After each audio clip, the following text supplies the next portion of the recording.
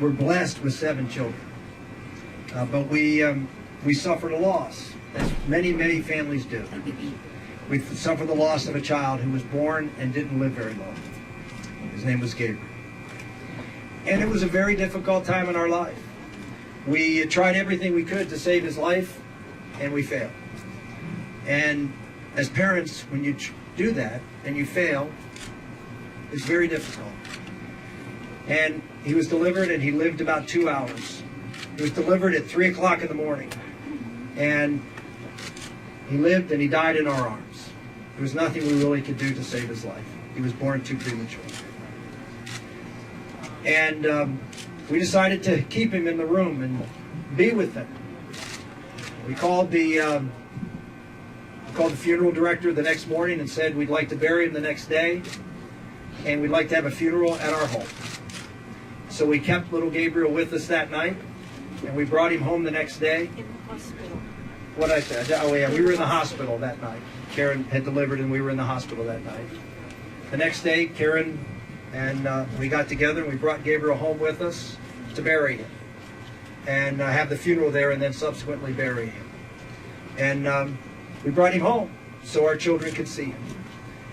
We thought, and Karen was a neonatal intensive care nurse. She dealt with really, really sick little preemies. She was a neonatal intensive care nurse for 9 years, and she dealt with loss on a daily basis.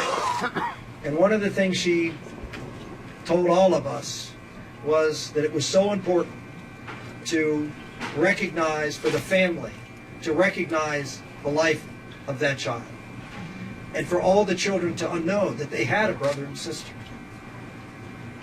And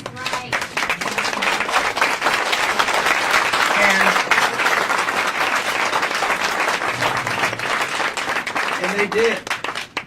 Little Elizabeth, they were young. But Elizabeth was here, I know it's hard. Inappropriate. Thanks, Alan. I appreciate it. It gives you opportunity to see that we all go through this. This is part of life.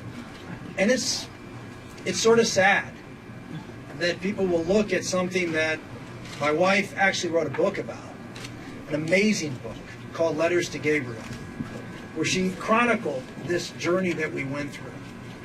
Why did she do it? Because her mom and a few friends who had gone through a similar experience encouraged her to share that